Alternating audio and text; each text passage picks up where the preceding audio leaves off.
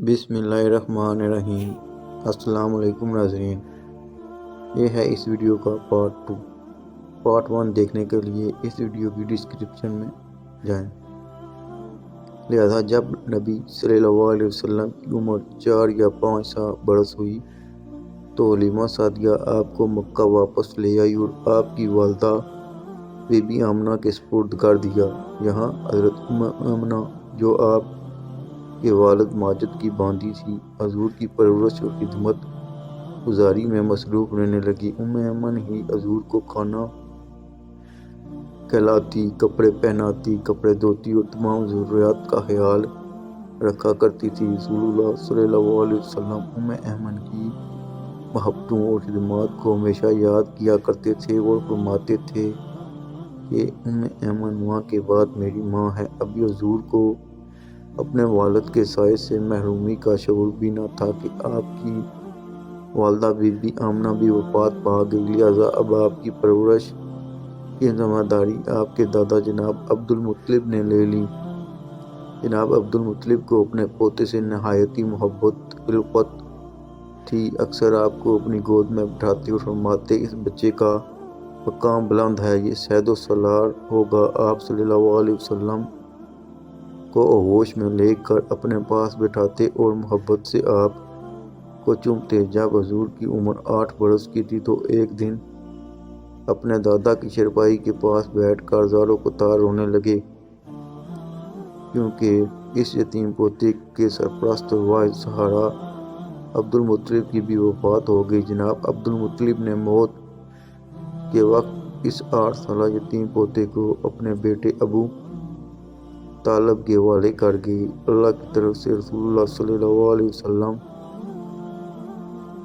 کو یتیم رکھنے کی بہت ساری حکمتیں تھیں۔ مثلاً یتیمی میں انسان خود کو بالکل اکیلا محسوس کرتا ہے، لہذا اس اکیلے پن کی وجہ سے حضور نے اللہ سے تعلق جوڑا۔ ایک یتیم کی زندگی تنگی اور پریشانی سے بھری ہوتی ہے، لہذا ایک یتیم شخص تمام تر مشکلات سے گزرتا ہے اور اس کے اندر احساس ذمہ داری اور مختلف صلاحیتیں پیدا ہوتی ہیں۔ ان مشکلات اور تکلیفوں کی وجہ سے ہی یتیم شخص دوسرے کے مقابلے میں زیادہ حساس اور رحم دل ہو جاتا ہے، لہذا محمد صلی اللہ علیہ وسلم کو یتیم رکھ کر اللہ نے آپ کے اندر اس طرح کی بے شمار خصوصیات اور کمالات پیدا کر دی۔ بہرحال اب ابو طالب کی سرپرستی میں حضور کی زندگی کا نیا دور شروع ہوا۔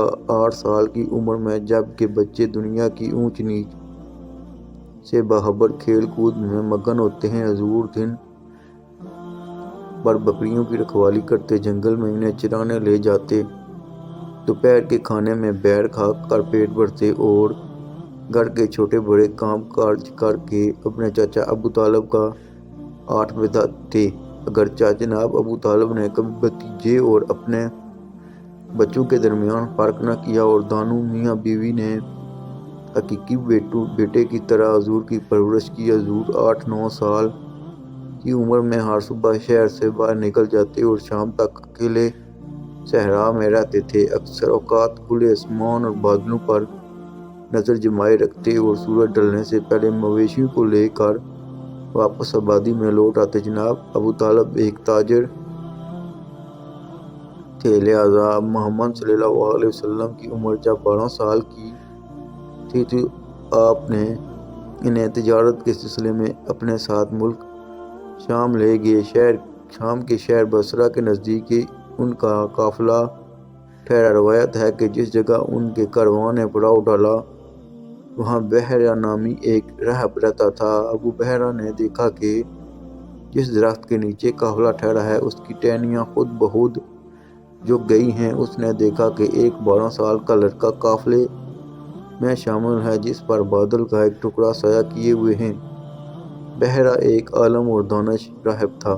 وہ سمجھ گیا کہ یہ وہی ہے جس کی بشارت ہماری کتابوں میں موجود ہے۔ وہ جناب ابو طالب سے ملا اور ان کو نصیحت کی کہ اپنے بھتیجے کی پوری نگرانی کریں، یہ وہی بچہ ہے جس کا ذکر آسمانی کتابوں میں ہے۔ بحیرہ نے ابو طالب سے کہا کہ انہیں یہاں سے واپس مکہ بھیج دو اور شام نہ لے جاؤ، کیونکہ انہیں یہودیوں سے خطرہ ہے، لہذا جناب ابو طالب نے چند غلاموں سمیت حضور صلی اللہ علیہ وسلم کو مکہ واپس بھیج دیا۔ جناب ابو طالب کا بیان ہے کہ میں نے کبھی بھی نہیں دیکھا کہ محمد نے کبھی کسی سے کوئی جھوٹ بولا ہو، کبھی کسی کو دھوکہ دیا ہو یا کبھی کسی کو تکلیف دی ہو یا کبھی کوئی بے خدا بات کی ہو۔ حضور ہمیشہ خوش اخلاق، نیک اتوار، نرم گفتگو، بلند کردار اور اعلیٰ درجے کے پارسا اور پرہیزگار رہے۔